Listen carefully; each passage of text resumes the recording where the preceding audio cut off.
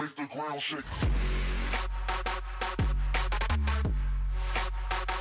Yesterday, BioWare released a new patch for Mass Effect Legendary Edition that was aiming to improve overall PC performance.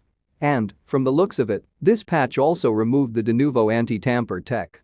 Surprisingly enough, and contrary to other publishers, EA did not include the removal of Denuvo in its patch notes.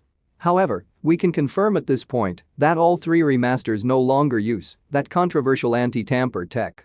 Yes, in the recent update, it shows that Denuvo had been modified and initially removed from the game. The Legendary Edition was on the 14th May. And in less than a month it was removed. That could be due to a number of reasons. The Denuvo version for this game is unknown. The scene group to crack this was by Fairlight. Many were expecting Codex to crack it. You can download the game now. This game has Mass Effect 1, 2, and 3. Yes, 3 separate games in one bundle. We don't know why EA decided to remove Denuvo so quickly. After all, most companies usually remove Denuvo from their games a year after their release. It's already reported, the June 7th update improves PC performance across various hardware configurations.